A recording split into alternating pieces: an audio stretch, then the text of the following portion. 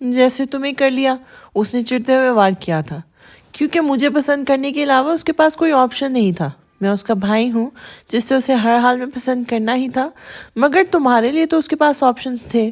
کوئی مینرڈ انسان پسند کر سکتی تھی۔ اس نے مینرڈ کے لفظ پہ خاصا زور دیتے ہوئے کہا تھا۔ اب کی بار رافیہ کا کہکا بھی ہوا میں گونجا تھا۔ پاکستان آنے سے ایک رات پہلے زرار کی میٹنگ تھی۔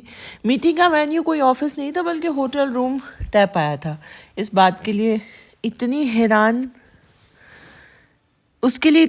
کن نہیں تھی کیونکہ میٹنگز اکثر اوقات ایسی جگہوں کا انتخاب کر لیا جاتا ہے اور کمپنی کے آفیسز میں کمپنی کے آپریشنز کے متعلق کام تو چلتا رہتا ہے، مگر ایگزیکٹو لیول پر ڈسکشن کے لیے عام طور پر ایسی ہی جگہوں کو ترجیح دی جاتی ہے۔ عموماً اس طرح کے ڈیلز اور پروجیکٹس اپنے فیلوز کے ساتھ ڈنرز اور بزنس میٹنگز میں ہی ڈسکشن کرتے ہیں۔ حیران کن بات یہ تھی کہ اس بار ان کے کمپٹیٹرز میں سے ایک گروپ سامنے آیا تھا اور وہ ان کے ساتھ جوائنٹ وینچر کرنا چاہتا تھا۔ یہ میٹنگ زرار اور مراد میر کے بیچ ہونا طے پائی تھی، لیکن جب وہ ہوٹل پہنچا تو رافع کو دیکھ کر اسے کافی حیرانگی ہوئی تھی۔ تم یہاں کیا کر رہے ہو؟ کیا تم بھی میٹنگ کا حصہ بننا چاہتے ہو؟ زرار نے قدرے حیرانگی سے پوچھا تھا۔ میں بھی نہیں، صرف میں ہی بننا چاہتا ہوں۔ رافع کی سنجیدگی میں کہی گئی بات زرار کو مزید حیران کر گئی تھی۔ کیا مطلب ہے اس بات کا؟ یہ میٹنگ تو میرے اور مراد میر کے درمیان طے پائی تھی نا؟ مگر اب یہ میرے اور امیر کے بیچ ہوگی۔ میر امیر، اس کا یہاں کیا ذکر؟ تمہارے دماغ میں چل کیا رہا ہے رافع حیدر؟ اب کی بار زرار نے قدرے غصے سے کہا تھا، مگر وہ اس کی بات کو نظر انداز کرتا اندر کی جانب چلا گیا تھا۔ اور وہاں آیا تھا تو ضرور اس کے پیچھے کوئی ضرور وجہ ہوگی۔ وہ جا چکا تھا سو وہ واپس آ گیا۔ وہ عین وقت کے مطابق کمرے کے باہر موجود تھا۔ ایک سانس ہوا کی نظر کرتے ہوئے اس نے دروازے پر ہلکی سی دستک دی تھی۔ اس کا اندازہ ٹھیک ثابت ہوا تھا۔ سامنے میر امیر نے ہی دروازہ کھولا تھا اور رافع کو دیکھتے ہی چمکتا چہرہ مرجھا گیا اور ان سب رنگوں کو وہ بآسانی پڑھ چکا تھا۔ رافع حیدر، پارٹنر آف میر زرار، اس نے آگے بڑھ کے ہاتھ بڑھاتے ہوئے اپنا چھوٹا سا تعارف کروایا تھا۔ اس میٹنگ میں تو غالباً ZNR کی جانب سے میر زرار علی شامل ہونے والے تھے۔ ہاتھ ملانے کے بعد اس نے سوال کیا تھا، اور آپ کی طرف سے مراد میر؟ صوفے پر بیٹھتے اس نے اسی کے انداز میں جواب لوٹایا تھا۔ جی بابا، ایکچولی کسی ایمرجنسی کی وجہ سے آؤٹ آف سٹی جانا پڑ گیا۔ کیوں نہ باقی کی ڈسکشن ڈنر کے ساتھ کر لی جائے؟ وہاں کمرے میں اسے روکنے کا کوئی مقصد نہیں بچا تھا۔ جس کو روکنا تھا وہ آیا ہی نہیں تھا۔ آج رات اس کی پاکستان کی فلائٹ تھی۔ آفیشیل میٹنگ بھی آن لائن تھی جو اسے جانے سے پہلے نپٹانی تھی، اس لیے وہ گھر سے نکلنے سے پہلے نیوز اپڈیٹ لینے کا وقت نہیں نکال سکا تھا۔ ہاتھ میں موبائل تھامے وہ آگے بڑھ رہا تھا جب اس کے موبائل پر بیپ ہوا تھا۔ سامنے اسکرین پر رافع کی تصویر دکھائی دی تھی۔ بزنس انڈسٹری سے متعلق ایک ویب سائٹ نے آرٹیکل پبلش کیا تھا۔ اس نے آرٹیکل کھولا تو سامنے فرنٹ پیج پر رافع کے ساتھ میرا میر کے ساتھ کی ایک ساتھ لی گئی تصویر پبلش تھی۔ ایک نظر اس آرٹیکل پر ڈالنے کے بعد اس نے موبائل واپس بند کرتے ہوئے میٹنگ کی متعین شدہ جگہ کی جانب قدم بڑھا دیے تھے۔ میٹنگ ختم ہونے کے بعد وہ سیدھا اپارٹمنٹ آیا تھا۔ چابی سے دروازہ کھولنے کے بعد وہ اندر آیا اور رافع پر نظر پڑتے ہی ماتھے پر بل نمودار ہوئے تھے۔ اس کے برعکس وہ بڑے مزے سے صوفے پر لیٹے، میز پر ٹانگیں پھیلائے تھوڑی اور سینے کے بیچ ریموٹ کھڑا کیے سامنے دیکھ رہا تھا۔ رافع حیدر اور میرا میر کا یوں ہوٹل کے کمرے میں ملنا کہ اس بات کی طرف اشارہ تھا کہ بزنس سے ہٹ کے ان کے ذاتی تعلقات ہیں۔ اس وقت وہ چینل پر بس یہی گھسی پٹی لائنیں بولی جا رہی تھی۔ زرار نے اپنا بیگ ٹیبل پر رکھا تھا اور سٹارٹ اتارتے ہوئے بازوؤں کو موڑنے لگا تھا۔ نورالعین کو تمہارے شاہانہ اقدام کی خبر ہوئی؟ یار، یہ لڑکی تو میری سوچ سے بھی زیادہ خرانٹ نکلی۔ زرار کی بات کو مکمل طور پر نظر انداز کرتے ہوئے بولا تھا۔ تمہیں ساری ٹریپ کا علم کیسے ہوا؟ جس ہوٹل میں تمہاری میٹنگ میر مراد سے ہونے والی تھی، وہیں سے کسی نے خبر دی کہ میر مراد کے بجائے میرا میر نے چیک ان کیا ہے۔ جب پتہ کروایا تو پتہ چلا کہ میر مراد کسی ایمرجنسی کی وجہ سے आउट ऑफ सिटी गया है और उसकी जगह उसकी बेटी ये मीटिंग करेगी। मगर इस बात के मुतालिक तुम्हें कोई ऑफिशियल मेल वसूल नहीं हुई थी, जिसका मतलब था कि तुम्हें ट्रैप करने के लिए उसके दिमाग में कुछ चल रहा है। और तुम्हारा अफेयर जो कि बिजनेस कम्युनिटी और मीडिया में हॉट टॉपिक बना हुआ है, यकीनन इसमें तुम्हारी तुम अनजाने में ही फंसे होगे। हाँ, मुझे इसका पता नहीं था। उसे तुम्हारी साथ तस्वीरें उतरवाने का इतना शौक है कि उसने रिपोर्टर्स को भी दावत दी हुई है, वो हंसते हुए बोला था। तुम्हें इन सब में पढ़ने की क्या जरूरत थी? 4 दिन हुए नहीं तुम्हें उसे प्रपोज किए और तुम जबरदस्ती का झूठा अफेयर बना बैठे। वो गुस्से में बोलता आगे बढ़ने लगा था जब उसकी लब कुशाई की हरकत देखकर तड़कर फिर से बोला था, हरगिज अपनी वही घिसी पिटी लाइन न बोलना। ने कहा था तुम्हें कभी अकेला नहीं छोड़ूं। वो सोफे से उठते हुए उसके साथ चलने लगा था। तुम क्यों चल रहे हो? अगर मैं स्पॉटलाइट में आ गया हूँ। उसने पानी अंदर उतारने के बाद ग्लास स्लैब पर पटका। स्पॉटलाइट के बच्चे, तुमने देखा है वो तुम्हारे बारे में क्या बकवास कर रहे हैं? मुझे फ़र्क नहीं पड़ता कौन क्या बकवास कर रहा है। यकीन जानो मैं तो बहुत खुश हूँ। उसने तुम्हें फंसाने की कोशिश की और मैंने उसे ही फंसा दिया। ऐसा सुकून उतर है अंदर, उफ। उसने हाथ के इशारे से सुकून के उतरने को महसूस किया था। मेरे ख्याल से तुमने बेवकूफ़ी की है राफे। अगर वो मुझे ट्रैप कर भी लेती तो किसे परवाह थी? चंद दिन खबरों में रहने के बाद ज़िंदगी फिर मामूल पे आ जानी थी। मगर तुमने हर दूसरे रिपोर्टर के साथ कुछ ना कुछ किया हुआ है और वो सब अपना हिसाब चुकता करने पर उतरे हुए हैं। खैर, उनके कहने से क्या होता है, लेकिन नूरुलैन हैदर अंकल को इन सब से ज़रूर फ़र्क पड़ेगा। क्यों नहीं परवाह? मुझे है परवाह। मैं क्यों किसी को अपने भाई के साथ ज्यादती करने दूं? और तुम तो ऐसे कह रहे हो जैसे तुम कभी मेरे लिए कुछ ना करते। और तुम्हें कमरे के अंदर जाने की क्या जरूरत थी? लॉबी में भी या किसी और भी जगह कोई और भी वेन्यू तय कर सकते थे ना। बताया तो मेरे भाई के मैं नहीं जानता था उस पागल औरत ने वहाँ किसी रिपोर्टर को पहले से दावत दी हुई है। लोगों का दिमाग ही खराब है। सिर्फ कमरे में जाते की तस्वीर देखकर पता नहीं क्या खराफात सोच बैठते हैं। पागल दुनिया के पागल लोग, और तुम इस पागल लोगों के सरबराह हो। उससे अभी तक उसकी उस हरकत पे गुस्सा था, मगर वो अपनी डगर में मसरूफ बनाना शेक ग्लासेस में उंडेल चुका था और अब उसमें आइसक्रीम का इजाफा कर रहा था। और नूरुलैन ज़रार की मुस्कुराहट पर उसकी मुस्कुराहट सिमटी थी। वो आई थी ऑफिस, फिर उसके आने से पहले मीरा मीर वहाँ आ गई थी। उसने हमारे लिए जो मैदान सजाया था, मैंने उसको उसका सर्कस शो बना दिया। उसने अपने रिपोर्टर की मदद ली और मैंने अपना कनेक्शन इस्तेमाल करते हुए इन तस्वीर में अपनी मर्जी का कैप्शन लगाते हुए चैनल्स पर सर्कुलेट करवा दी। मीरा मीर राफिया हैदर के बंद कमरे में होने वाली मीटिंग। क्या बिजनेस ताल्लुकात को रिश्तेदारी में बदलने की कोशिश की जा रही है? मुराद मीर के साथ होने वाली मीटिंग में उसकी बेटी का आ जाना। क्या मुराद मीर इस रिलेशन को मजबूत करने के लिए अपनी बेटी को खेल में पेश कर रहे हैं? बस जैसे ही उसके सोर्सेज ने उसे बताया कि इन सब के पीछे मेरा हाथ है, तो वहाँ पहुँच गई। जब नूर वहाँ पहुँची तो वो मेरे ऑफिस से निकल रही थी। यार, वो बंदी मुझे इतना गुस्सा दिला चुकी थी कि जब नूर ने मुझे आकर वहाँ पर वजाहत मांगी तो मैंने वजाहत देने के बजाय उन सब चीज़ों का इकरार करते हुए उसे सुनाते हुए वहाँ से जाने का बोल दिया। तुम अपने नर्व्स पर कंट्रोल रखो राफिया हैदर। कारोबारी मामलात में जो खसारा हो उनकी तो हम भरपाई कर लेंगे, मगर इसकी वजह से जो उलझन तुमने ज़ाती ज़िंदगी में ला रहे हो ना, वो संभालना मुश्किल हो जाएगा। यार, उसे भी तो सोचना चाहिए ना। अभी तो मैंने उसे प्रपोज़ किया था। मुझे अफेयर ही चलाना होता तो मैं उसे क्यों प्रपोज़ करता? हमारे माशरे में भी ये कोई बहुत बड़ी बात नहीं है। बहुत से लोग बीवियों के होते हुए भी अफेयर चलाते हैं, इसलिए ये जवाब तो इंतहाई फजूल है। और तुम जानते हो वो अंगूठी वापस कर गई है और बोल कर गई है कि अंगूठी मैं अपनी खबरों वाली महबूबा को पहना दूँ। सारी बातों में सिर्फ एक बात थी जिस पर उसका दिल चाह के वो कहका लगाए, मगर वो खुद पर जब्त कर गया था। जिस तरह वो सामने मजनू बना बैठा था और वो कहका लगाकर अपनी शामत नहीं बुलवा सकता था। सारी रुदात सुनने के बाद राफे ने उस पर नज़र हटाकर मेज़ को देखा था, जहाँ वो हर चीज़ फना कर चुकी थी। उसने तो अच्छा मेज़बान बनने की कोशिश की थी, मगर इतना कुछ पेशे खिदमत करवाया था, लेकिन उसने हरगिज़ अच्छा मेहमान बनने की कोशिश में खाने से हाथ नहीं रोके थे। वो सारा किस्सा उसकी समातों तक पहुंचा चुका था और वो अब इस तगोदो में था कि उसकी कैफियत को क्या नाम दे। क्या वो परेशानी के सबब इतना खा गई थी?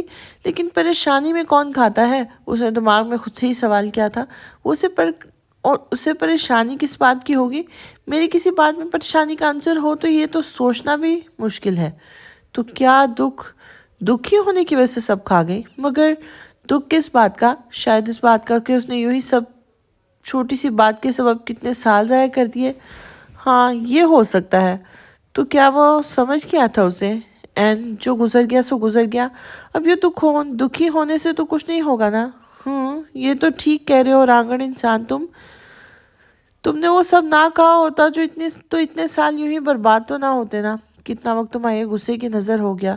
تو گویا اونٹ اس کی کروٹ بیٹھا تھا۔ میرے غصے کی نظر یا تمہاری ضد کی نظر؟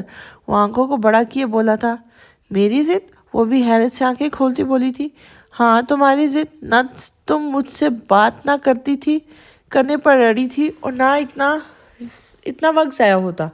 2 منٹ لگا کر ساری غلط فہمی دور کر دیتا۔ 2 منٹ؟ ایسے منہ پر ایسی باتیں سوٹ نہیں کرتی۔ 2 مہینے تمہیں خیال نہیں آیا بات کرنے کا؟ ہاں تو جب آیا تھا تب تم نے کون سا سنا؟ نہیں نا۔ میری جگہ کوئی بھی ہوتی تو وہ یہی کرتی۔ جب تم نے ناکردہ گناہ کا اقرار کرو گے تو پھر تمہیں 2 مہینے بعد خیال آئے گا نا کہ وہ مجھے تو صفائی دینی چاہیے تھی۔ تو سامنے والے کو تو یہی لگے گا کہ آسٹریلین عاشق آسٹریلین بلی کے پنجوں کی تاب نہ لاتے ہوئے اس کے پاس بھاگ آیا۔ میں نے صرف یہ کہا تھا کہ ہاں میرا اس کے ساتھ افیئر ہے۔ اس سے تم نے یہ مطلب کدھر سے نکالا کہ مجھے تم سے محبت نہیں؟ رافع، وہ ضد چھوئی تھی۔ بغیر افیئر نفرت زدگان سے نہیں چلایا جاتا۔ یا شاید تم یہ کہنے کی کوشش کر رہے ہو کہ تم اپنے دل کے ایک ہی خانے میں 2 لوگوں کے لیے ایک جیسے جذبات رکھ سکتے ہو۔ اگر ایسا ہے تو معذرت، ایک ہی سیٹ پر 2 لوگوں کی ہائرنگ نہیں ہو سکتی۔ اس کی ہنسی اور اس کا مزاج مزید بگاڑ گئی تھی۔ اس سے پہلے کہ وہ پھر سے کرسی کی پشت سے جا لگتی، اس نے کرسی کی پشت کو پیچھے چھوڑتے تھوڑا آگے ہوتے ہوئے اس کا ہاتھ تھام لیا تھا۔ مانتا ہوں مجھے تم سے ویسے بات نہیں کرنی چاہیے تھی جیسے میں نے کی۔ تمہارا وہاں آنا اس بات کی دلیل تھا کہ تمہیں مجھ سے پر بھروسہ ہے، جبھی تو کسی تیسرے کی بات پہ یقین کرنے کے بجائے میرے سامنے چلی آئی تھی۔ لیکن میری ایک بیوقوفی نے سب کچھ الجھا کے رکھ دیا۔ آسٹریلین چپکو، میرا ہاتھ چھوڑو۔ دل کا تو حال تو وہی جانتی تھی، لیکن دل کے حال کو خود پر ظاہر کرتے ہوئے خود پر ہنسنے کا موقع نہیں دینا چاہتی تھی۔ لیکن وہ بھی رافع حیدر تھا۔ ڈکٹیشنز پر تبھی چلتا تھا جب اپنا فائدہ چاندی کی طرح چمکتا دکھائی دیتا تھا۔ الٹے ہاتھ سے اس کے ہاتھ کو مضبوطی مگر نرم گرفت سے تھامتے اس نے سیدھے ہاتھ کو اپنی پاکٹ میں ڈالتے وہی کالے رنگ کی مخفلی ڈبلیاں باہر نکالی تھی جو وہ خبروں والی محبوبہ کے نام کر آئی تھی۔ اب خبروں والی محبوبہ تو نہیں رہی تو یہ بندہ ناچیز اصلی والی محبوبہ سے درخواست کرتا ہے کہ وہ فضول سے انسان کی طرف سے یہ عجیب سی انگوٹھی قبول کر لے۔ کیا اداکاری تھی! وہ اشش کر اٹھتی، دل کھول کر ہنستی چلی جا رہی تھی۔ سفید رنگن میں گلابی رنگوں کو گھلتے اس نے بخوبی دیکھا تھا۔ ہنسنے سے فارغ ہو کر جب وہ اس کی طرف متوجہ ہوئی تو وہ اسے ہی دیکھنے میں محو تھا۔ اس نے آہستہ سے اپنا ہاتھ اس کی گرفت سے آزاد کیا تھا اور اس پر نظر ڈالتے ہوئے اعتراض برتتے سامنے دیکھتے ہوئے ایک ہاتھ سے بالوں کو کان کے پیچھے اڑاسا تھا۔ یہ اس کا شرمانا تھا۔ سوچتے ہی وہ ہنسنے لگا تھا۔ اس نے خفگی لیے دیکھا تو وہ کہکا لگا گیا تھا، کیونکہ وہ سمجھ نہیں پایا تھا کہ اس کے چہرے پر خفگی نمایاں ہو رہی ہے یا خفت کے اثرات۔ ایک بات مانیں گے؟ وہ پہلو بدلتے اس کی طرف دیکھتے ہوئے پوچھ رہی تھی۔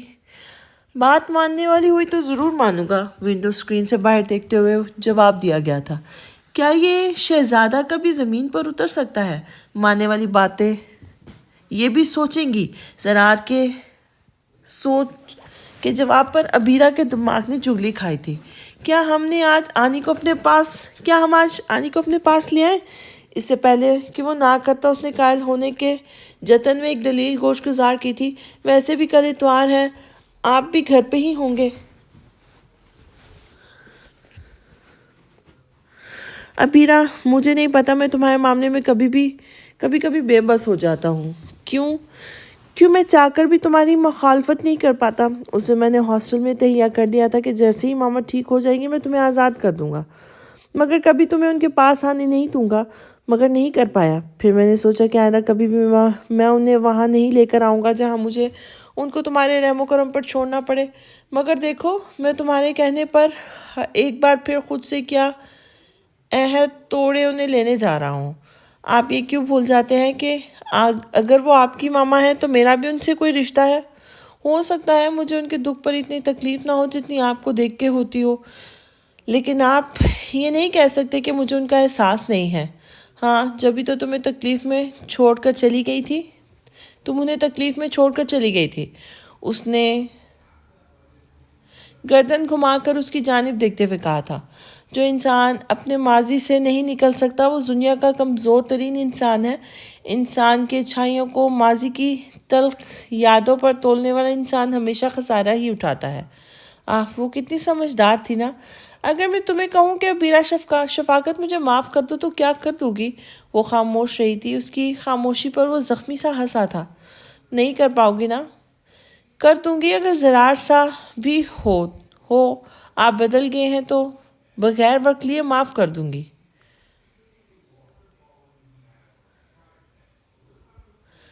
اگر ذرا سا بھی ہو کہ آپ بدل گئے ہیں تو بغیر وقت لیے معاف کر دوں گی۔ یہ یقین ہی تو نہیں آتا یار۔ مجھے بھی ذرا سا یقین آ جائے کہ تم بدل گئی ہو تو میں ان واقعات کی تحریر ایسے مٹھا دوں گا جیسے وقت کی سیاہی نے زندگی کے ان تمام اوراق پر قلم رکھا ہی نہ ہو۔ وہ نہیں سمجھ پائی تھی کہ اس کے چہرے پر لہرانے والا سایہ غم کا تھا یا محض اس کے گمان کا تھا۔ مجھے یقین کرنے میں بہت مشکل نہیں ہوگی کہ آپ بدل چکے ہیں۔ ہاں، بشرط یہ کہ آپ شرمندہ ہوں اپنے کیے پر۔ میر زرار وہ کام نہیں کرتا ہی نہیں جس پر وہ ہمیشہ ہی شرمندہ ہونا پڑے۔ میں اپنے ہر ایکٹ کو جسٹیفائی کر سکتا ہوں، بشرط یہ کہ سامنے والے اس قابل ہو کہ اسے وضاحت دی جائے۔ بریک پر پاؤں رکھنے کے بعد وہ باقاعدہ اس کی طرف گھوم چکا تھا۔ لیکن کیا تم جسٹیفائی کر پاؤ کہ اس دھوکے کو جو تمہارے باپ نے دیا ہے؟ کیا تم اس کو جسٹیفائی کر پاؤ گی جب تم انہیں تڑپتا چھوڑ کر چلی گئی تھی؟ کیا تم ابیرا شفاقت اس کو جسٹیفائی کر پاؤ گی جب تمہارا کوئی منتظر تھا تو تم نے اسے منہ پھیر لیا تھا؟ کیا آپ اپنے جھوٹ کو جسٹیفائی کر پائیں گے میزرار؟ کیا آپ ان بہتان کا حساب دے پائیں گے جو آپ میرے بابا پر لگاتے ہیں؟ تم نے کبھی سوچا ہے بیرا، اگر میری کہی ہوئی باتیں سچی ہو گئی تو تم کیا کرو گی؟ کیا سچائی جاننے کے بعد بھی تم ایسے ہی میرے سامنے اکڑ کر پھرو گی، کھڑی ہو پاؤ گی؟ مجھے اس دن کا شدت سے انتظار ہے جس دن آپ مانیں گی کہ آپ غلط ہیں میر زرار۔ مجھے بھی اس دن کا بڑی بے صبری سے انتظار ہے جس دن تم سچائی جاننے کے بعد مجھ سے نظر نہیں ملا پاؤ گی۔ دل میں بے تحاشا ابھرتی ہوئی خواہش کے باوجود وہ اپنے ہاتھ میں موجود انگوٹھی کو نظر بھر کے نہیں دیکھ پا رہی تھی۔ ساتھ والی نشست پہ بیٹھے شخص کے ہوتے ہوئے وہ کبھی ایسی غلطی نہیں کر سکتی تھی۔ چور نظروں سے دیکھنے کی کوشش کرتی لیکن دل مطمئن نہیں ہوتا۔ بیزاری لیے وہ کھڑکی سے باہر دیکھنے لگی تھی۔ وہ اس وقت ریڈ ایپل کے باہر موجود تھے۔ دو کٹ کیٹ شیک بولنے کے بعد وہ اس کی طرف متوجہ ہوا تھا۔ تمہیں پتہ ہے اس انگوٹھی میں ڈائمنڈ تھا، لیکن میں نے اسے کہا مجھے اس ڈیزائن میں بلیو سیفائر چاہیے۔ تو پتہ ہے میری بات پہ اس نے کیا کہا تھا؟ اس کی جانب رخ موڑتے ہوئے اس نے سر نفی میں ہلا کر جواب دیا تھا۔ کہتا ہے بلیو سیفائر بہت عجیب لگے گا، ڈائمنڈ ہی چلتا ہے انگیجمنٹ رنگس میں۔ میں نے کہا بھائی عجیب لوگوں پر عام چیزیں عجیب لگتی ہیں، عجیب لوگوں کو عجیب چیزیں ہی سوٹ کرتی ہیں۔ تم گھما پھرا کر مجھے عجیب کہنے کی کوشش کر رہے ہو، وہ تیوری چڑھاتے بولی تھی۔ میں گھما پھرا کر صرف کوشش ہی نہیں بلکہ برملا کہہ رہا ہوں تم عجیب ہو۔ کب سے اپنے ہاتھ کو اس میں موجود انگوٹھی کو دیکھنا چاہ رہی ہوں مگر نہیں دیکھ رہی۔ ہنسی کو دبائے رکھنا کتنا مشکل تھا وہ تمہیں یار میں اتنا پرجوش تھا تمہیں انگوٹھی پہنانے سے پہلے اور تم نے میرے سارے جذبات پر ہل چلا دیا۔ ایک بار دیکھا بھی نہیں کہ کیسی لگ رہی ہے۔ دیکھنے کو تو میرا بھی دل کب سے چاہ رہا ہے، لیکن دیکھو یار تم ہنسو گے نہیں، وہ اس کی انگلیوں کے اشارے سے باز لانے کی تلقین کرتے ہوئے بولی تھی۔ ہاں، اتنی دیر ضبط کرنے کے بعد جب کہا چھوٹا تو وہ دور زور سے گونجا تھا۔ بدتمیز، وہ صحیح معنوں میں غصے ہوئی تھی۔ اچھا اپنا شیک تو پکڑو یار، اب تمہیں کبھی اس طرح بیگی بلی بنے دیکھا نہیں ہے نا، تو اس لیے تم پہ بہت پیار آ رہا ہے یار۔ تو تم پہلے عاشق ہوگے یا پھر اس دنیا کے پہلے عجیب عاشق ہوگے جو پیار آنے پر یوں اپنی خوفناک آواز سے محبوب کے پرخچے اڑا دیتے ہو۔ وہ صحیح کہتا تھا، وقت نے اس کی لغت میں کافی اضافہ کیا تھا۔ ٹھیک ہے، اپنی لغت کے جوہر دکھانے کی ضرورت نہیں ہے۔ اب نہیں ہنستا، چلو دیکھو کیسی ہے۔ نہیں، فوراً سے جواب آیا تھا۔ کیوں بھائی، اب کیا مسئلہ ہے؟ اب باقاعدہ سے کوفت ہو رہی تھی۔ یار ایسے تھوڑی نہ ہوتا ہے، تم کو دیکھو اور میں دیکھ لوں، ایسے ہی دیکھوں گی نا. وہ یہ نہیں کہہ سکتی تھی کہ اب دیکھے گی تو بلش کر جائے گی، اس لیے عام سی بات کو ضرورت سے زیادہ پیچیدہ کر گئی تھی. اس کا جواب سن کر اسے بے اختیاری اپنی اور زرار کی گفتگو یاد آئی تھی. وہ ہنستے ہوئے بولا تھا، کوئی نہیں، آہستہ آہستہ سمجھ جاؤ گے. ہاں، اور تب تک شاید میں اپنا ذہنی توازن کھو بیٹھوں. ابھی بھی وہ شیک پیتے ہوئے ان باتوں پر مسکرا رہا تھا. وہ باتھ روم کا دروازہ کھول کر باہر آئی تو وہ ابھی تک ٹانگیں لمبی کیے بیڈ پر رکھے صوفے پر بیٹھا موبائل میں گم تھا.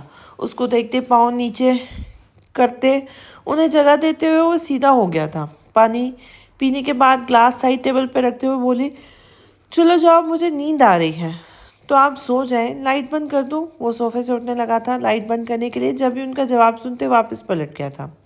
نہیں، تم جاؤ، میں خود ہی کر لوں گی. چلو شاباش، اٹھو یار، آپ سو جائیں، میں آپ کو کچھ کہہ تھوڑی رہا ہوں.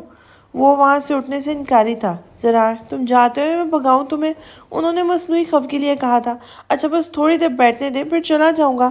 چہرے پر ڈھیروں معصومیت لیے بولا تھا. نہیں، پہلے ہی بہت دیر ہو گئی ہے اور ابیرہ بھی انتظار کر رہی ہوگی. اچھی بات نہیں. ہاں ہاں ماما، ایسی خوش فہمیاں نہیں پالتا میں، اور آپ بھی نہ پالیں. ویسے بھی دیکھ لیجیے گا، تھوڑے دیر بعد دیر میں وہ یہاں چلی آئے گی. اچھا، تمہیں اتنا یقین کیسے ہے؟ وہ بغور اپنا ثبوت کو جائزہ لے رہی تھی. میں لوگوں کو پڑھنے میں غلطی نہیں کرتا، یہاں پہ تو پھر میری بیوی ہے. دیکھ لیجیے گا، وہ کچھ دیر میں کافی لیے یہی چلی آئے گی. اس نے بھرپور اعتماد کے ساتھ موبائل استعمال کرتے ہوئے کہا تھا. چلو، تمہیں یہ تو یاد ہے وہ تمہاری بیوی ہے. اچھا، میں اتنا بھلکڑ نہیں ہوں ماں کہ اپنی بیوی کو ہی بھول جاؤں. مہرو کے علاوہ کسی کو دیکھنا تک نہیں ہے سے لے کر صرف مہرو کو ہی دیکھنے تک ہر بات، ہر لمحہ میری فنگر ٹپس پر ہے. پھر تو میری بہو کو خوش فہمی پال لینی چاہیے. وہ اپنی ہنسی دباتے ہوئے بڑے عام سے انداز میں بولی تھی. کیسی خوش فہمی؟ وہ ساتھ ساتھ دراز کھول رہا تھا. یہی کہ میرے بیٹے کے دل و دماغ پر اس کا راج ہونے لگا ہے. اس کا کہکا کمرے سے باہر تک سنا گیا تھا. وہ ان کے بیڈ پر آ کر بیٹھ گیا تھا اور ہاتھ میں پکڑے کاغذات ان کی جانب بڑھائے تھے. کاغذات کو دیکھنے کے بعد انم صاحبہ کے چہرے پر ابھرنے والے تاثرات اسے نظروں کو رخ پھیرنے پر مجبور کر گئے تھے. جیسا آپ چاہ رہی ہیں ویسا کچھ نہیں ہے. میں کب کچھ ایسا سوچ رہی ہوں؟ تم اپنے عمل سے مجھے ایسا سوچنے پر مجبور کر رہے ہو. ابھی تو کوئی ایسا عمل کیا نہیں میں نے. اس کا انداز ابھی بھی شرارت سے بھرپور تھا. یہ آپ اسے اپنی طرف سے ہی دیجیے گا. کیوں؟ تمہیں خود سے دیتے ہوئے کیا مسئلہ ہے؟ مسئلہ تو کوئی نہیں ہے. ہاں، اگر آپ دے دیں گی تو اس دل میں آپ کے لیے پیار بڑھ جائے گا. اللہ کا شکر ہے ہم دونوں پہلے ہی بہت ہیں. تم اپنی فکر کرو. ایک تحفہ تک نہیں خود سے دے سکتے اپنی بیوی کو؟ دے تو میں اسے بہت کچھ سکتا ہوں، مگر زبردستی کسی کو خود کے ساتھ باندھنے کے حق میں نہیں ہوں. ویسے بھی میں نہیں چاہتا کہ اس کی وفا کی قیمت میرے احسان کی بیڑی ہو. آپ سے ہی سیکھا ہے، محبت و انسانیت کو الگ الگ تولنا چاہیے. نہ تو انسانیت کو محبت کے عوض خریدا جا سکتا ہے اور نہ ہی محبت کو انسانیت کے عوض بیچا جا سکتا ہے. تم کتنے بے شرم ہو گئے ہو زرار. اس نے ہنستے ہوئے ان کو اپنی باہوں میں لے لیا تھا. لبوں پر مسکراہٹ سے چائے وہ کمرے میں داخل ہوئی. ہاتھ میں پکڑے ٹرے کو صوفے کے ساتھ پڑے میز پر رکھا اور پھر بعد میں وہ بیڈ پر چڑھائی اور انم کے ساتھ بیٹھ گئی تھی. ہیں کدھر؟ الفاظ کے برعکس انہوں نے اس کو اپنے ساتھ لگایا تھا. آپ کے پاس اتنی مشکل سے تو موقع ملا ہے، آج میں آپ کے ساتھ ہی سوؤں گی. کیا تم دونوں میاں بیوی مجھے اپنے لیے ہی اس لیے اپنے ساتھ لائے ہو کہ ایک پل کو سکون بھی نہ کرنے دو گے؟ یا تو تم دونوں اپنے کمرے میں جاؤ یا مجھے کوئی اور کمرہ دکھا دو. اچھا، ناراض تو نہ ہو، تھوڑی دیر کے لیے تو لیٹنے دے. وہ ان کے قریب ہوئی تو انہوں نے اسے اپنے بازوؤں کے حصار میں لیتے ہوئے پیار کیا تھا، بالکل کسی پرندے کی طرح جب وہ اپنے ننھے بچوں کو اپنے پروں کے حصار میں لے لیتا ہے. آج وہ اپنے بیٹے کو تنگ کرنے کے موڈ میں دکھائی دے رہی تھی، جب یہ مسلسل اسے نظر انداز کرتی جا رہی تھی. دوسری طرف وہ اپنی ماں کا منتظر کب سے دیکھے جا رہا تھا کہ کب وہ اس کی جانب دیکھیں گی اور وہ یوں انہیں یاد دلائے گا، مگر وہ تو ویرا کے ساتھ باتوں میں یوں مشغول ہوئی تھی گویا کوئی دوسرا موجود ہی نہ ہو. ماں لائٹ بند کر دوں؟ آپ کو نیند آ رہی ہوگی نا؟ بھرپور امید لیے وہ ان کی بات کا جواب اس کی جانب دیکھ کر دیں گی اس نے سوال کیا تھا، مگر افسوس وہ بغیر دیکھے ہی بولی، نیند تو نہیں آ رہی، آج تو مجھے اپنی بیٹی سے ڈھیر ساری باتیں کرنی ہے، لیکن تم لائٹ بند کر دو، کیا پتہ ایسی ہی باتیں کرتے کرتے ہمیں نیند آ جائے۔ کہنے کے ساتھ انہوں نے عبیرہ کے ماتھے پہ پیار کیا تھا۔ وہ ناچار وہاں سے اٹھتا سوئچ بورڈ کی جانب آیا تھا، انگلی سے بورڈ پر زور بڑھاتے ہوئے بٹن نے حرکت میں اندھیرا ہی کیا تھا کہ کانوں میں پڑنے والی آواز پر اس نے پھر سیکنڈ سے بھی پہلے کمرے کو پھر سے روشنی میں نہلا دیا۔ دیکھو میرے پاس میری مہرو کے لیے کیا ہے۔ وہ ان کے پاس ہی بیڈ پہ بیٹھی تجسس لیے انہیں دیکھنے لگی تھی۔ انہوں نے کاغذات اس کی طرف بڑھا دیے تھے۔ دروازے کے پیچھے کھڑی کچھ دیر پہلے وہ کافی حد تک سن چکی تھی۔ ارادہ نہیں تھا، لیکن دروازے کے پاس پہنچی تو اپنے نام کی بازگشت پر وہ قدم نہ بڑھا سکی۔ ان باتوں میں کیسے بھی وہ معلوم نہیں پڑتا تھا کہ زرار اسے چھوڑنے والا ہے، مگر پھر بھی دل میں اٹھنے والے خوف کو سمجھنے سے وہ قاصر تھی۔ وہ نہیں جانتی تھی کہ اس نے کیوں ان کاغذات پر سے دھیان ہٹا کر زرار کی طرف دیکھا تھا۔ وہ تو اپنے ہر عمل پر مطمئن نظر آ رہا تھا۔ مہرو کھولو بھی، اس نے حیرانگی سے ان کی جانب دیکھا تھا۔ ان کو مسکراتا دیکھ کر دل کے کسی کونے میں کچھ سکون محسوس ہوا تھا۔ آہستہ سے اس نے کاغذات کو کھولتے ہوئے پڑھنا شروع کیا۔ 1 2 3 بار پڑھنے پر بھی کاغذات پر تحریر سطریں نہیں بدلی۔ اس نے ایک بار پھر سے زرار کو دیکھا جو بڑے غور سے صرف اسی کو دیکھ رہا تھا۔ پھر اس نے انم صاحبہ کی جانب دیکھا تو وہ پیار سے اس کے بال سہلانے لگی تھی۔ تمہارے خوابوں کی حقیقی بنیاد، تم کچھ کرنا چاہتی تھی نا اپنے لوگوں کے لیے۔ یہ تمہارے اسکول کے کاغذات ہیں جہاں تم محض کے ساتھ ساتھ اور بھی بہت سارے بچوں کو پڑھا سکو گی۔ اور وہ جو خوشی سے اس کے چہرے پر دیکھنا چاہتی تھی وہ اسے کہیں دکھائی نہیں دے رہی تھی۔ وہ ان کے لبوں کو مسکراتے دیکھنا چاہتی تھی، مگر ان لبوں کے پھیلنے میں تو وہ کشش تو نہیں تھی جس کا وہ منتظر تھا۔ بس برداشت جواب دے گئی۔ وہ وہاں سے اٹھتی بھاگتی ہوئی چلی گئی تھی۔ انم نے پریشانی سے زرار کی طرف دیکھا تھا۔ وہ تو خود بچکا کھڑا اس کی حالت سمجھنے سے قاصر تھا۔ آپ سو جائے، میں دیکھتا ہوں اسے۔ کہنے کے بعد وہ فوراً جھکا اور ان کے پاؤں چومے اور چلا گیا تھا۔ انم کو اس کی اس حرکت پر بے حد پیار آیا تھا۔ وہ نہیں بدلا تھا، مخاطب کرنے کا انداز ضرور بدل گیا تھا، مگر جذبات احترام میں کسی صورت کمی نہیں آئی تھی۔ عبیرہ وہاں سے بھاگتی ہوئی سیدھا واش روم میں آئی تھی۔ پانی کا نل کھولتے ہی بیسن پر جھک گئی تھی اور بے دردی سے اپنے ہاتھوں کے پیالے سے پانی بھرتے آنکھوں میں چھینٹیں مارنے لگی تھی۔ گالوں پر پھسلتے پانی میں آنسو بھی شامل ہو چکے تھے۔ نہیں، کبھی نہیں، نہ ہی کوئی احساس، نہ ہی کوئی جذبہ، آپ سے جڑی کوئی بھی چیز اس دل میں پلنے نہیں دوں گی۔ کچھ غلطیوں کا ادراک انسان کو اس کے سرزد ہونے سے پہلے ہی ہو جاتا ہے، لیکن تب اس کی بے بسی کی انتہا یہ ہوتی ہے کہ وہ چاہ کر بھی خود کو ان غلطیوں سے خود باز نہیں رکھ پاتا۔ زبان سے الفاظ کا ادا ہونا تھا کہ آنسو میں شدت آ گئی، جیسے دل نے حکم ماننے سے انکار کر دیا ہو۔ اعلانات بغاوت کر دی تھی شاید۔ تولیے سے منہ صاف کرنے کے بعد اس نے واپس لٹکا دیا اور اپنے منہ کا جائزہ لیا۔ ایک لمبی سانس لیتے اس نے خود کو کمپوز کیا۔ دروازہ کھولا تو وہ سامنے ہی کھڑا اس کا منتظر تھا۔ کیا ہوا تمہیں؟ نظریں اس کو بغور جائزہ لینے میں جٹی ہوئی تھی۔ کچھ نہیں، مختصر سا جواب دے کر رہائی کی سوچ لیے وہ جانے لگی تھی، مگر اس وقت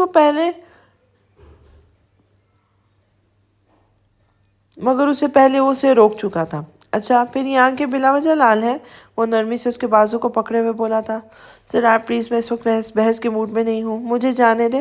اس کا لہجہ کسی ہارے ہوئے کھلاڑی کی سی مانے تھا۔ میں نے نہیں روکا تمہیں، اپنے رونے کی وجہ بتاؤ اور چلی جاؤ۔ وہ جاننے کے لیے بزد تھا۔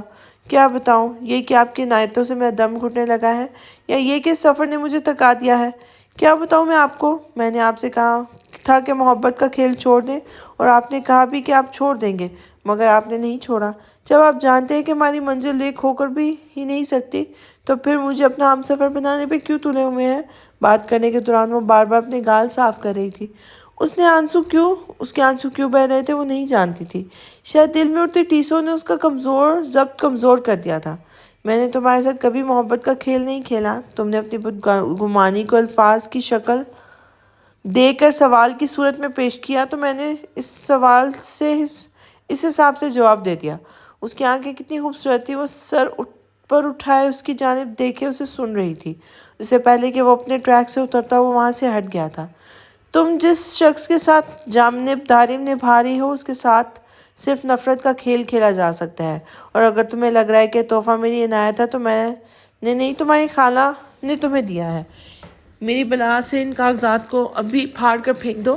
نہ تو میرے پاس اتنا فضول وقت ہے اور نہ ہی پیسہ جو تم پر نچھاور کرتا پھروں. اس کے جملے اسے خاموش کروانے کے لیے کافی ثابت ہوئے تھے. ٹریک پر واپس آتے ہوئے وہ واپس اس کے پاس چلا آیا تھا. ویسے میں نے تم سے امید نہیں کر رہا تھا کہ تم جذباتیت میں مریم خالہ کی جیسی ہوگی. تم سامنے والے کو تو اپنی محبت میں الجھا سکتی ہو مگر خود نہیں الجھ سکتی. آخر کو تمہاری رگوں میں شفقت نامی انسان کا خون ہے. وہ اپنی کہہ کر چلا گیا تھا لیکن اس بار وہ اسے بیوقوف نہیں بنا پایا تھا. اس بار اس نے وہ نہیں دیکھا تھا جو زرار نے اسے دکھانے کی کوشش کی تھی. منظر کچھ یوں تھا کہ انم صاحبہ صوفے پہ بیٹھی ہوئی تھی اور زرار ان کے ٹانگوں پہ سر رکھے آنکھیں بند کیے ہوئے تھے. عبیرہ جب چائے بنا کر لائی تو صوفے کو اس کے قبضے میں دیکھ کر چائے درمیانی میز پر رکھتے وہ زمین پر بیٹھ گئی تھی اور انا صاحبہ کے ٹانگوں کے ساتھ ٹیک لگا لی تھی. اوہ بے شرم، اٹھو، جگہ دو اپنی بیوی کو. کہنے کے ساتھ انہوں نے زرار کو ایک جڑ بھی دی تھی. کس لیے دوں؟ کیا یہ کبھی مجھے جگہ دیتی؟ کبھی بھی نہیں. سو میں کیوں دوں؟ ویسے بھی پتہ نہیں میری کس حرکت کو یہ کیا رنگ دے دے. اس کا اشارہ رات والی باتوں کی طرف تھا. مجھے ایسی بیکار کی کوششیں کرنے کا کوئی شوق نہیں.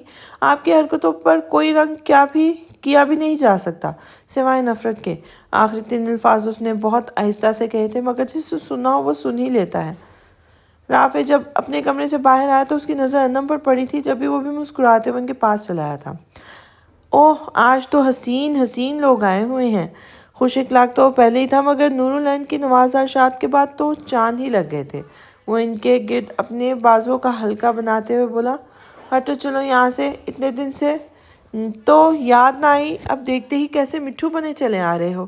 وہ زرار کو اس کی جگہ سے ہٹاتا وہ اس کی گود میں سر رکھتا اس جگہ کو سنبھال گیا تھا. اس کا یوں اپنی گود میں پرسکون لیٹے انہوں نے اس کے بال سہلانے شروع کر دیے تھے. اب کیا بتاؤں میں آپ کو، یہ جو میرا باس ہے نا بہت ہی کوئی کرخت کہتا ہے، بس 24 گھنٹے کام کرتے رہا کرو. اس کی اداکاری ہمیشہ سے داد کے قابل ہوتی تھی. زرار بھی وہاں سے اٹھتا زمین پر آ چکا تھا اور عبیرہ کے ساتھ بیٹھ گیا تھا.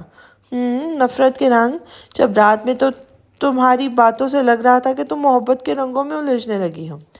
آپ کو پتہ ہے کبھی کبھی مجھے بہت حیرانگی ہوتی ہے کہ کیسے کوئی انسان تنگ نظر ہونے کے ساتھ ساتھ اس کے تو خوش فہم بھی ہو سکتا ہے.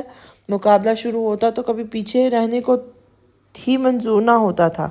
اپنی منگیتر کے ساتھ گھومنے کا وقت ہے اور مجھ سے ملنے کے وقت باس کرخت ہے. اب کے جواب میں تینوں کی ہنسی ہوا کو رقص کرنے پر مجبور کر گئی تھی. جانے اس میں زرار کی ذات کے پہلوؤں کا شکار ہونا تھا یا پھر پے در پہ ہونے والی تبدیلیوں کو دیکھنے کا. اس کا انداز ایسا تھا جو اسے بے چین کیے ہوئے تھا. زرار کی نظروں میں دن بدن بڑھتی خوش شوقیاں اور پھر اس کی بڑھتی جسارتیں، اس کی بے تکلفیاں. پہلے جو بات 2 فٹ کے فاصلے سے بھی زیادہ دور رہ کر کرتا تھا اب یوں لحاظ کو ملوث خاطر رکھے بغیر اتنے قریب سے کرنے لگا تھا کہ اسے سوچنے پر مجبور کر چلا تھا. بالوں کو کیچر میں مکید کیے ٹانگوں کو ٹانگ پہ چڑھائے وہ لان میں بیٹھی اپنے سامنے پھولوں کو دیکھنے میں اس قدر محو تھی کہ اسے اس کے آنے کی خبر بھی نہ ہوئی. وہ آہستہ سے چلتا ہوا اس کے پاس آیا تھا اور اس کی کرسی کے دونوں جانب ہاتھ رکھتے تھوڑا سا جھک کر اس کے کان میں سرگوشی کے انداز میں بولا تھا، جب کسی انسان کو نیچر اٹریکٹ کرنے لگے تو سمجھ لو کہ محبت کا جذبہ اس کے دل میں پروان چڑھنے لگا ہے. جانتی ہو کیوں؟ عبیرہ نے ہلنے کی غلطی نہیں کی تھی. ان دونوں کے درمیان کافی فاصلہ انتہائی کم تھا۔ وہ اس صورتحال میں ایسی غلطی کر کے ہرگز زرار کو ایک اور غلط فہمی میں مبتلا نہیں کرنا چاہتی تھی۔ وہ بس ساکن سامنے دیکھتی رہی، کیونکہ نیچر کبھی سنگ دلوں کو اپنی طرف راغب نہیں کرتی، اور محبت کو نرم دلی سے عشق ہوتا ہے جب بھی وہ آسانی سے ایسے لوگوں کے دلوں پر ڈیرا ڈال لیتی ہے۔ آپ کو کس نے کہا نیچر مجھے اٹریکٹ کرتی ہے؟ میں تو بس یہ سوچ رہی تھی کہ آخر میرے میر زرار کیسے نفس کے ہاتھوں کھلونا بن کر ایک لڑکی کو اپنے ساتھ محبت کروانے کی تگودوں میں لگا ہوا ہے۔ اس نے بھرپور طریقے سے وار کیا تھا۔ نفس کو یہ جذبات، یہ تو وقت بتائے گا کون ان کا کھلونا بنتا ہے۔ وہ ایک بار پھر سے اسے چیلنج کرتا وہاں سے جا چکا تھا۔ کیا وہ محض یہ 2 جملے بول کر اس کا سکون غارت کرنے آیا تھا؟ اس نے خود سے ہی سوال کیا تھا۔ وہ تو بس ایک ہاں کا منتظر تھا۔ جب وہ اسے مل گئی تو صبر بھی محال تھا۔ وہ پر یقین تھا سو دیر کا کوئی جواز ہی نہیں بنتا تھا۔ جیسے ہی غلط فہمیوں نے اپنی راہ لی تھی، اس نے بھی کسی قسم کی تاخیر کیے بغیر حیدر صاحب کو پاکستان آنے کا بول دیا تھا۔ وہ تو نہ جانے کب سے انتظار میں تھے کہ کب وہ نور العین کو اپنی بیٹی بنا لائے۔ گزرے دنوں میں اس نے جب کبھی بھی ان سے اکتا کر پوچھا، ڈیڈ کیا آپ کبھی پاکستان نہیں جائیں گے؟ تو انہوں نے ہمیشہ بڑی سہولت سے یہی جواب دیا تھا، جاؤں گا نا تمہاری دلہن کو لینے۔ اسے یاد آ رہا تھا اور وہ مسکرا دیا تھا۔ پکچر فریم کو جب اس کی اور اس کی ماں کی تصویر لگی ہوئی تھی، جس میں واپس سائڈ ٹیبل پر رکھتے ہوئے وہ وہاں سے اٹھتا ہوا کھڑکی کے پاس آیا تھا۔ اتنے سالوں سے اندھیرے میں ڈوبا گھر آج روشنیوں میں نہایا اچھا لگ رہا تھا۔ وہ وہاں رہتا نہیں تھا کیونکہ اس بات کی اجازت اسے زرار نے کبھی نہیں دی تھی، مگر وہ کبھی بھی وہاں آنے سے باز نہیں آیا تھا۔ ویران گھر، چادروں سے ڈھکی ہر شے، کوئی بھی چیز اسے بیزار نہیں کرتی تھی، شاید اس لیے کہ وہاں پڑے قدم سے ہی وہ حال سے بے نیاز ہوتا ماضی میں اتر بیٹھا تھا۔ حیدر صاحب کی آمد کی خبر سن کر وحشتوں نے کوچ کرنے کی ٹھان لی تھی۔ ڈزنی لینڈ ہوتا تو شاید ہر شے اس وقت جھوم جھوم کر گنگناتے ہوئے اپنے اوپر ڈلی ہوئی چادر ہوا میں جھلانے لگتی۔ اتنے سالوں کے بعد آج اس گھر میں انسانی آوازیں سنائی دے رہی تھیں۔ آج وہ سبھی لوگ وہاں موجود تھے۔ کھانا کھانے کے بعد وقت کی پرواہ کیے بغیر وہ اس وقت باتوں میں مصروف تھا۔ یہاں کیا کر رہے ہو؟ اس نے اندر داخل ہوتے ہوئے لائٹ جلاتے ہوئے کہا تھا۔ سوچ رہا ہوں، وہ کھڑکی کے جانب پش کیے بولا تھا، یہ کہ ان لوگروں اب لو گرو بن جانا چاہیے۔ زرار کا انداز مذاق اڑانے والا تھا۔ دنیا میں اور بھی ہیں دکھ محبت کے سوا، اداکاری کے جوہر دکھانے کا کوئی اور وقت تھوڑی نہ ہوتا ہے، اور یہ بات وہ بخوبی جانتا تھا۔ بیٹا، بعد میں سب یہی کہتے ہیں، پہلے شکل دیکھنے والی ہوتی ہے۔ جیسی رونی صورت لیے کر تم گھوم رہے ہو نا، اس سے لگتا ہے کہ تمہیں دنیا میں بھیجا ہی عاشقی کرنے کے لیے ہے۔ چلو، میں تو انسان بن گیا ہوں، تم کب بنو گے؟ اس کی بات کا مطلب سمجھتے ہوئے ہنستا ہوا بیڈ پر جا کے رہا تھا زرار۔ وہ بھی ٹانگیں لٹکائے اس کے ساتھ ہی بیڈ پر لیٹتے ہوئے بولا تھا۔ ارشاد، جو بیزاریت سے اس کا جواب سننے کے بعد جھلکنی چاہیے تھی، وہ ابھی سے اپنا نام متعارف کروا گئی تھی۔ یار، ایک بار انسان کی طرح بھابھی سے بات کر کے تو دیکھ لے، مجھے یقین ہے تیرے دماغ میں بھرا یہ خناس رفو چکر ہو جائے گا۔ اچھا، اور کچھ؟ اس کا مطلب ہے تم انہیں چھوڑ دو گے؟ رافع، اس نے گردن گھما کے اسے دیکھا تھا، جو اس کی آنکھوں میں جواب طلب نظروں سے دیکھ رہا تھا۔ میں نے ایسا کچھ نہیں کہا۔ اب میرے مسئلوں میں گھسنے کے بجائے اپنی زندگی کا سوچو۔ زرار، محبت کا اقرار کرنا حماقت نہیں ہوتی۔ میرے نزدیک ہوتی ہے، اور سب حماقتوں سے بڑی یہی حماقت ہوتی ہے۔ اقرار کا مطلب ہے کہ آپ نے اسے اپنے دل سے نکال کر سامنے والے کی ہتھیلی پر رکھ دیا ہے، اور اس سے اختیار دے دیا ہے کہ جو چاہے اس کے ساتھ کرے۔ اور الحمدللہ میں اتنا بھی احمق نہیں ہوں۔ محبت کرنا حماقت ہو سکتی ہے، کیونکہ جانتے بوجھتے اختیار ہونے کے باوجود آپ نے خود کو نہیں روکا، لیکن اقرار کرنا نہیں۔ کم از کم بے یقینی کی سولی پر لٹکنے سے تو بہتر ہے کہ اقرار کر لو اور نتائج بھگت لو، اور جب کر ہی لی ہے تو پھر اقرار کرتے ہوئے جان کیوں نکل رہی ہے؟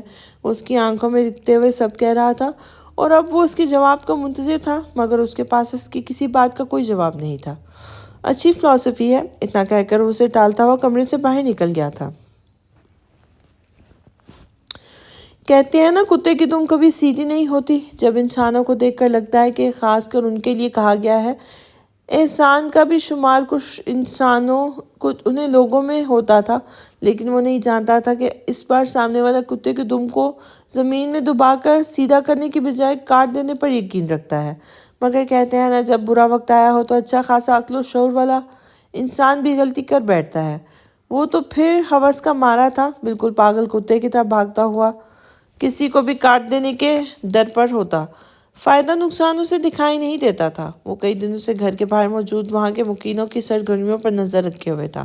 وہ بس موقع کی تاک میں تھا، کب وہ اسے اکیلی ملے اور کب وہ اس بات کا فائدہ اٹھا کر اپنی بےزتی کا بدلہ لے۔ وہ جانتا تھا کہ اب وہ کبھی وہاں اپنی پھپھو کے گھر تو اسے ملے گی نہیں، اور یہاں بھی تبھی وہ اپنی من مانی کر سکتا تھا جب وہ اکیلی ہو۔ سراج کے گھر آنے کے اوقات کا اندازہ لگانے کے بعد آج اس نے اپنے منصوبے پر عمل کرنے کا سوچا تھا، اور مغرب کے اذانوں کے بعد کچھ دیر بعد ہی اس نے اس کے گھر کا رخ کیا تھا۔ جب سے ابیرہ نے اسے کہا تھا کہ اسے رات کے اندھیرے سے ڈر لگتا ہے، وہ جلدی آنے لگا تھا، لیکن آج وہ ابھی تک نہیں آیا تھا۔ اس نے گلاس ڈور سے باہر دیکھا، چاند دے رہا تھا کہ بڑھتا ہی چلا جا رہا تھا۔ کڑی کی ٹک ٹک سوئیاں الگ ہی وحشت بڑھانے لگی تھی۔ گلاس ڈور سے دور ہوتی وہ میز کے پاس آئی اور اپنا فون اٹھا کر زرار کا نمبر ملایا تھا۔ 1 2 3 بیل جا رہی تھی، لیکن سامنے سے فون نہیں اٹھایا گیا تھا۔ گھبراہٹ عروج پکڑنے لگی تھی۔ اس نے ایک بار پھر سے نمبر ملایا تھا۔ اس سے پہلے کہ اس کے کان میں تاروں کے ذریعے کوئی پیغام پہنچتا، کسی نے پیچھے سے اپنے باؤں کے حصار میں جکڑ لیا تھا۔ مقابل کی پکڑ کمزور تھی۔ جب بھی وہ چلاتے ہوئے ڈر کے اچھلی تو پہلی ہی کوشش میں اس کی گرفت سے آزاد ہو گئی تھی۔ ارے کیا ہوا؟ میں ہوں یار، پہچانا ہی کیا؟ تم یہاں کیا کرنے آئے ہو؟ کیا مطلب ہے کیا کرنے آیا ہوں؟ کہا تو تھا کہ رستے کے اہلار اور حرام کا تعین تم کرو گی اور منزل کا میں۔ اس کے جملے کانوں میں پڑنے ہی اپنے ہی لفظوں کے بازگشت سنائی دی تھی۔ میں جانتی ہوں کہ یہ شخص کسی دن میری عزت کو داغدار کر ہی دے گا۔ نہیں پلیز اللہ جی پلیز نہیں۔ بے بسی سے گھٹن ہونے لگی تو آنسوؤں نے بھی پلکوں کی باڑھ کی پرواہ نہیں کی تھی۔ رائے فرار کی کوشش میں وہ قید ہو گئی تھی۔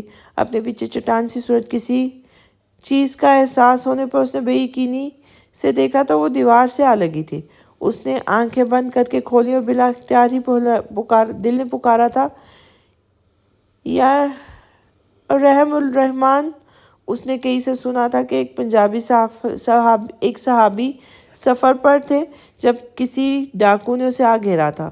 انہوں نے اس سے عرض کی کہ میرا سامان لے لو اور مجھے چھوڑ دو، مگر اس ڈاکو نے کہہ کر انکار کر دیا کہ تو واپس جا کر عمر رضی اللہ عنہ کو بتا دے گا اور پھر وہ مجھے پکڑ لے گا اور ایسے میں مارا جاؤں گا۔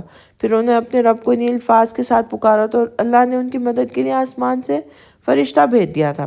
اسے فرشتے کے اترنے کی تو کوئی آس نہیں تھی، لیکن اس کی مدد کہیں سے بھی کسی بھی وقت آ سکتی تھی، اس سے انکاری بھی نہیں تھی۔ اے سب سے زیادہ رحم کرنے والے رب، میں اتنی نیک تو نہیں ہوں کہ میرے لیے آسمان سے فرشتہ اتارا جائے، مگر تیری رحمت کی تو کوئی وسعت نہیں، تیری طاقت کا تو کوئی حساب نہیں میرے مالک۔ فرشتہ نہیں تو اپنا کوئی بندہ بھیج دے میری مدد کو، مجھے رسوا ہونے سے بچا لے۔ وہ اس کے سر پہ آ پہنچا تو سانس بند ہوتی محسوس ہونے لگی تھی۔ وہ اپنے دونوں ہاتھوں کو مضبوطی سے اس کے سینے پہ رکھتے ہوئے اسے خود سے دور رکھنے کی کوشش کر رہی تھی، مگر ہر کوشش بے سود ٹھہر رہی تھی۔ احسان نے سب سے پہلے اس کی چادر پر حملہ کیا تھا، اس کو اتار کر دور اچھالا تھا، ٹانگوں نے بوجھ اٹھانے سے انکار کر دیا تھا۔ وہ گھٹنوں کے بل زمین پر گرنے لگی تو اس نے شفاق نے بازوؤں سے پکڑے بغیر اس کی سکت جانے زبردستی اسے کھڑا رہنے پر مجبور کر دیا تھا۔ تمہیں کیا لگا تھا تم مجھ سے بچ جاؤ گی؟ میں نے کہا تھا نا مجھ سے شادی کر لو، جائز طریقے سے خود کو حاصل کرنے دو، مگر تمہیں پیار کی زبان سمجھ نہیں آتی نا۔ کوئی انسان ہوتا تو اس کی چیخیں دہائیاں سن کر ہانپ جاتا، لیکن وہ تو انسان ہی نہیں تھا۔ کہا تھا نا میں نے تمہیں پا ہی لوں گا۔ نہیں میں نہیں ہار مان سکتی۔ ساری زندگی عزت کی چادر کو کوئی داغدار نہیں لگنے دیا، اب بھی نہیں لگنے دوں گی۔ اس نے خود کو ایک بار پھر سے کمپوز کیا تھا۔ اس سے پہلے کہ وہ اپنے اور اس کے بیچ کا فاصلہ ختم کر ڈالتا، ابیرہ نے اپنے گھٹنے سے اس پر وار کر ڈالا تھا۔ وہ تو سمجھے ہوئے تھا کہ اس کی ہمت کو توڑ چکا ہے، لیکن وہ غلط تھا۔ اسے تکلیف نے گھیر تو لیا، لیکن ابیرہ نے بھاگنے میں ہی عافیت سمجھی تھی۔ ایک طرف اس نے قید سے باہر نکلنے کے لیے پوری قوت لگا کر بھاگنے کی کوشش کی تو دوسری جانب احسان نے اسے پکڑنے کی کوشش کی۔ اس کے ہاتھ میں آستین آئی تھی اور وہ پھٹتی چلی گئی تھی۔ ظلم کی اطاعت ہوئی تو ہمت بھی جواب دے گئی تھی۔ احسان نے اسے بازو سے پکڑتے ہوئے صوفے پر دھکا دیا تھا۔ صنف نازک ہونے کے باعث اتنی زور کا جھٹکا برداشت نہیں کر پائی اور لڑکھڑاتی ہوئی صوفے سے جا گری تھی۔ فرعونیت کی تکبر میں ہنسا تھا۔ اب کہاں جاؤ گی؟ Touch touch. اس سے پہلے کہ اس کی عزت کو داغدار کرتا، کس نے پیچھے سے ایک بھرپور قوت سے کھینچ کر زمین پر اسے پٹک ڈالا تھا۔ زرار نے اس پر سے نظریں ہٹا کر ابیرہ کی جانب دیکھا تھا۔ وہ ڈری سہمی سمٹی سی بیٹھی پھٹی پھٹی نگاہوں سے اس منظر کو دیکھ رہی تھی۔ یہاں ایک پل کو اس کا چونکنا تھا کہ احسان نے فوراً زمین سے اٹھتے ہوئے اس کے منہ پر مکہ دے مارا تھا۔ حملہ اچانک ہونے کے باوجود بھی وہ خود کا توازن برقرار رکھنے میں کامیاب ہو گیا تھا۔ اس نے اپنی انگلی کے پور سے اپنے ہونٹ کو چھو کر ایک طرف سے نکلتے خون کو ہاتھ سے صاف کیا تھا۔ کمینے، صحیح جگہ آیا ہے۔ جو کمیاں تیرے ماں باپ سے رہ گئی تھی انہیں میرے ہاتھوں سے ہی پورا ہونا تھا، لکھا تھا۔ پیش قدمی کرتے ہوئے اس نے احسان کو دھر لیا تھا۔ ایک بار پھر سے زمین پر گراتے ہوئے وہ اب بھی اس پر اپنی طاقت آزمانے میں لگ چکا تھا۔ اس کا غصہ کیا تھا ابیرہ کو آج سمجھ آ رہی تھی۔ وہ آج تک جیسے اس کا غصہ گردانتی آ رہی تھی وہ تو کچھ بھی نہیں تھا۔ وہ تو کسی راہ چلتی عورت کے ساتھ یہ سب ہوتے ہوئے برداشت نہیں کر سکتا تھا۔ یہاں پر تو پھر معاملہ اس کے دل کے مکین کا تھا۔ وہ زمین پر گھٹنوں کے بل بیٹھا اس کے بالوں کو اپنی گرفت میں لیتے ہوئے اس کے سر کو اونچا کیا تھا۔ تمہاری کم عقلی پر دکھ کا اظہار کروں یا تمہاری ہمت کو داد دوں؟ تمہاری صرف تو پرانے حساب میں اتنے نکلتے ہیں اور تم نے ایک نیا کھاتا کھول بیٹھے ہو۔ اس نے یوں ہی بالوں سے پکڑتے ہوئے ایک اور وار کیا تھا۔ تمہاری کرتوتوں سے لگتا ہے تم کسی جائز رشتے کا صلہ ہو۔ جو احسان لفاظی احتجاج کرنے لگا مگر زرار نے اس کا منہ دبوچتے ہوئے اس کے منہ کو ہی روک دیا تھا۔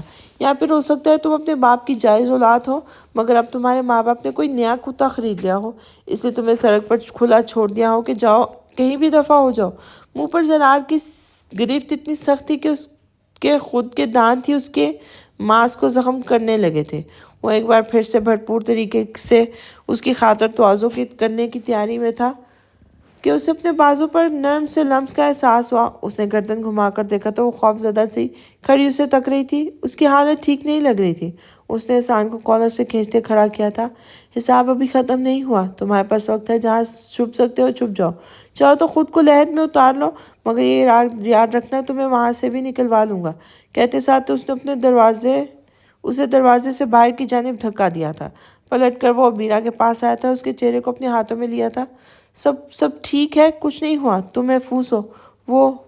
اس نے آ جائے وہ اسے کچھ بتا رہی تھی اور وہ سمجھنے کی کوشش کر رہا تھا لیکن آنسو کی آمیزش اس کو الفاظ کی ادائیگی سے روک رہی تھی۔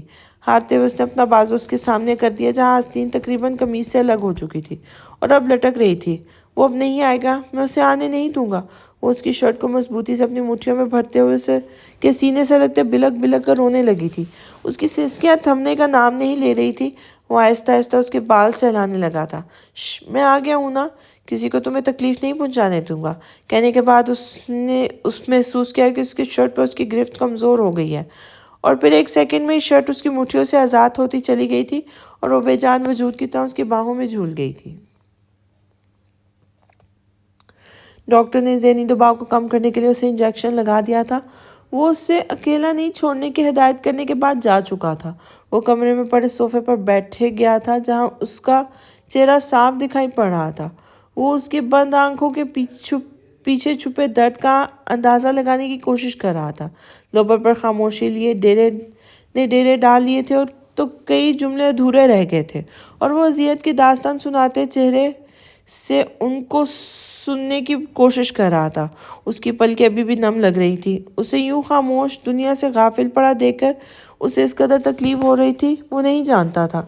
زرار، تو کتنا بڑا بے غیرت ہے۔ نکاح والے دن اس کی ساری بکواس سننے کے باوجود بھی تو نے کچھ نہیں کیا۔ اتنی بڑی غلطی، میں کیسے ان سب سے لاپرواہ ہو گیا۔ وہ خود سے ہم کلامی کر رہا تھا، ٹانگیں لمبی کیے صوفے پر پرسکون سے انداز میں بیٹھے ہونٹوں پر انگلی رکھے ساری رات یوں ہی خود کو سلواتے دیتے گزر گئی تھی۔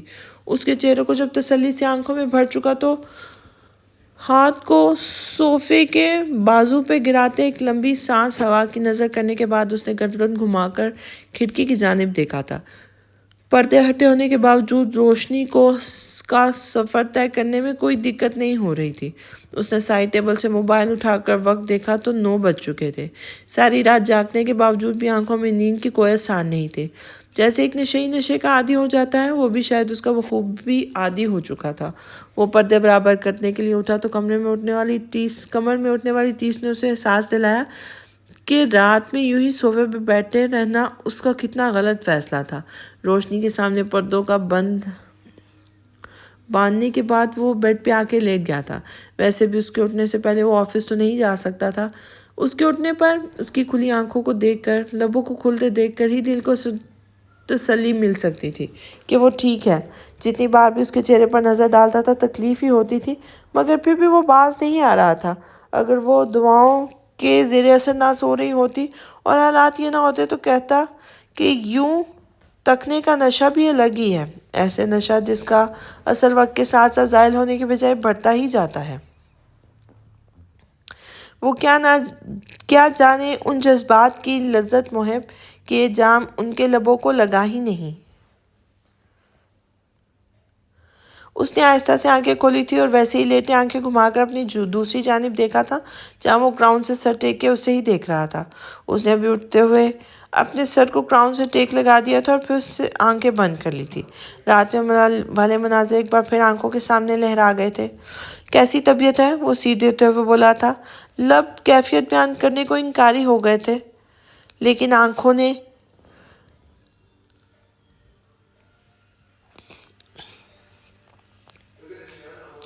انکار نہیں کیا تھا۔ آنسوؤں کے ذریعے ساری تکلیف اس کے گوش گزار کر دی تھی۔ اس کے ہاتھوں میں بھلا کی نرمی تھی۔ اس کے نرم گالوں پر بہتے آنسوؤں کو اس نے بڑی نرمی سے صاف کیا تھا۔ وہ شاید اس کی امید نہیں کر رہی تھی۔ جب بھی اس کی صنعت پر اس نے آنکھیں کھول کر اس کی جانب دیکھا تھا، نظر ملی تو احساس ہوا کہ دونوں ہی تکلیف میں تھے۔ اس نے محسوس کیا جتنی تکلیف میں وہ تھی وہ بھی اتنی ہی تکلیف میں تھا، مگر اس کی آنکھیں صرف تکلیف کی عکاسی نہیں کر رہی تھی، بلکہ ایک ساتھ بہت سی کیفیات کو بیان کر رہی تھی۔ پل سرکنے کے ساتھ ساتھ آنسو بھی بہہ رہے تھے۔ وہ کیا کرتا کہ اس کی تکلیف کم ہو جاتی؟ وہ ان آنکھوں کو یوں ہی بے خوف دیکھنا چاہتا تھا، لیکن اب ان میں خوف کی جو لہر دکھائی دے رہی تھی وہ اس کے غصے اور تکلیف دونوں میں اضافہ کر رہی تھی۔ اس نے آگے بڑھ کے اسے اپنے ساتھ لگا لیا تھا۔ کتنے ہی پل وہ اسے یوں ہی اپنے ساتھ لگائے ہوئے اس کے خوف کو دور کرنے کی کوشش میں لگا رہا۔ دونوں ہی ہوش کی دنیا سے دور، ہر جذبے کو بالائے طاق رکھے صرف اپنائیت اور محبت کے احساس کو محسوس کر رہے تھے۔ ایک طلبگار اپنے محبوب سے چاہ بھی کیا سکتا ہے؟ اس کی قربت کے سوا آنسو بہہ جانے کے بعد آنکھوں کا بوجھ بھی کم ہو گیا تھا اور تکلیف کی شدت میں بھی کمی آئی تھی۔ وہ آہستہ سے اسے دور ہوئی تھی تو وہ جو آنکھیں موندے سکون میں تھا، ہوش کی دنیا میں لوٹا تھا۔ اپنے اور اس کے بیچ کا فاصلہ تھوڑا سا کم فاصلہ پیدا کرنے کے بعد اس نے اس کی سفید رنگ کے شرٹ پر نظر ڈالی تھی جس میں پانی کی لکیریں واضح دکھائی دے رہی تھیں۔ سرار نے اس کی نظروں کو پکڑتے ہوئے اپنی شرٹ پر نگاہ ڈالی جو کافی بھیگ چکی تھی۔ پھر اس نے سامنے بیٹھی اس لڑکی کو دیکھا جو اب شرمندہ دکھائی دے رہی تھی۔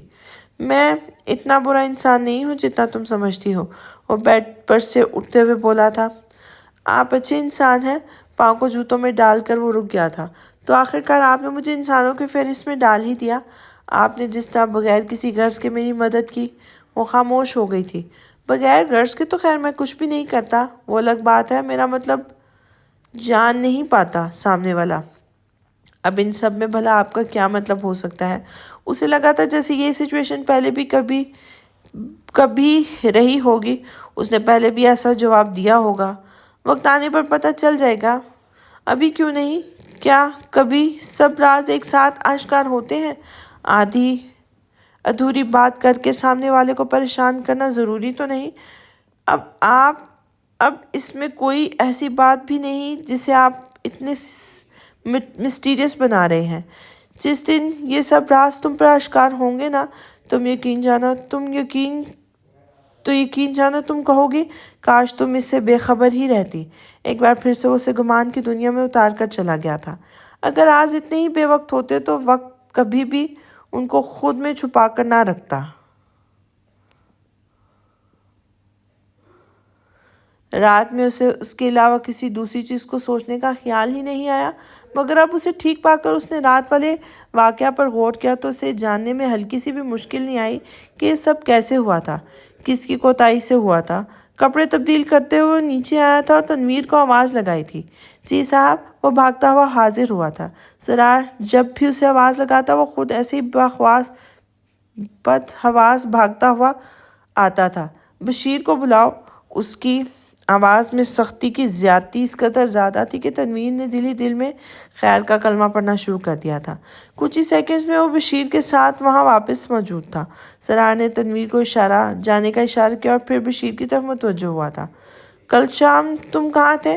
میں گیٹ پہ تھا سر، وہ اپنی آواز کی لڑکھڑاہٹ پر قابو پانے کی کوشش کرتے ہوئے بولا تھا۔ جب میں آیا تھا تو تم وہاں نہیں تھے، نظریں اس پر گاڑتے ہوئے سختی سے بولا تھا۔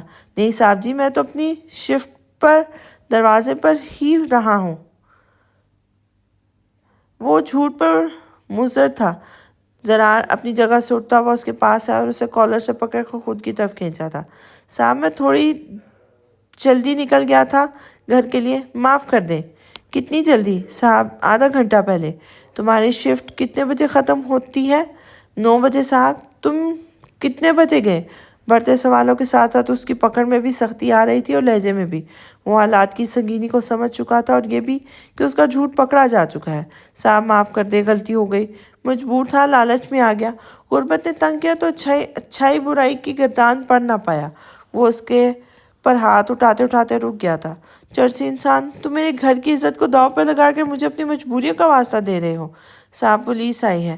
تنویر ایک بار پھر حواس باختگی کے عالم میں دوڑ آیا تھا۔ اس نے بشیر کو دھکا دیتے ہوئے اس کا کالر چھوڑ دیا تھا۔ اس بغیرت انسان کو دے دو انہیں۔ وہ اسی حواس باختگی کے عالم میں اسے پکڑے باہر لے گیا تھا۔ جو کوتاہیاں مجبوریوں اور دوسروں کی رسوائیوں کا سبب بنے وہ کوتاہیاں نہیں ہوتی، اور وہ مجبوریاں نہیں ہوتی، وہ ظلم ہوتا ہے۔ وہ جب فریش ہو کر نیچے آئی تو زرار کرسی پہ بیٹھا چھری سے اسکرامبل ایگ کو کاٹتے ہوئے کانٹے کی مدد سے کھا رہا تھا۔ وہ آہستہ سے بغیر کوئی آواز پیدا کیے اس کے سامنے والی کرسی پہ بیٹھ گئی تھی۔ اس نے اپنے ناشتے پر ہی توجہ مرکوز کی رکھی تھی۔ وہ جو اسے اپنی محبت میں دیوانہ کرنے کے دعوے کر رہا تھا، آج اپنے دل کی خواہش کے ہاتھوں یہ کر بیٹھا تھا۔ ٹھیک ہے، اسے تسلی ویسے بھی نہیں دی جا سکتی تھی، مگر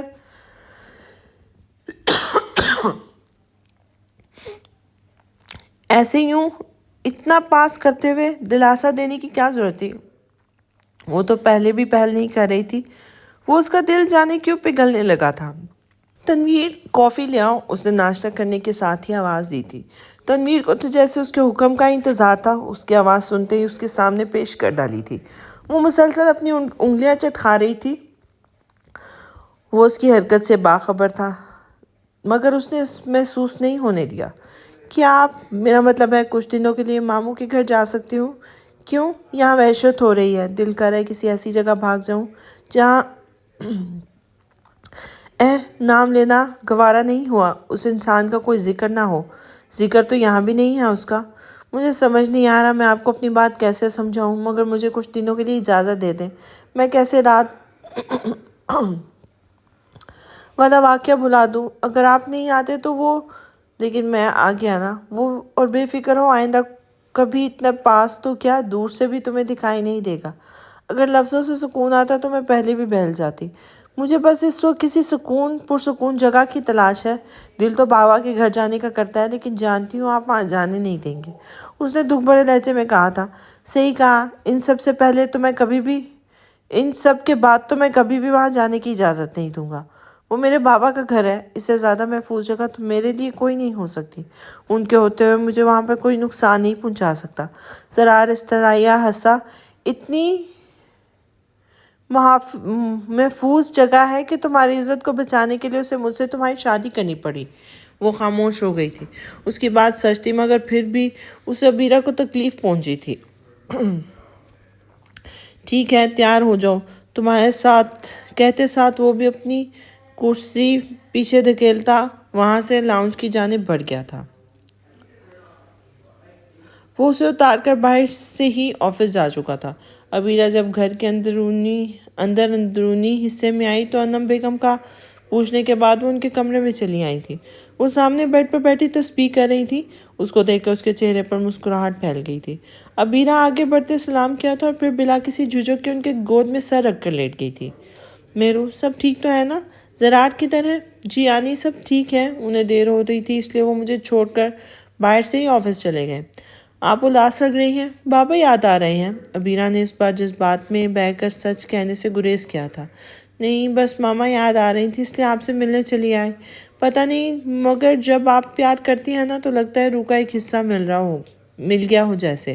انہوں نے جھکتے ہوئے اس کے ماتھے پہ بوسہ دیا تھا۔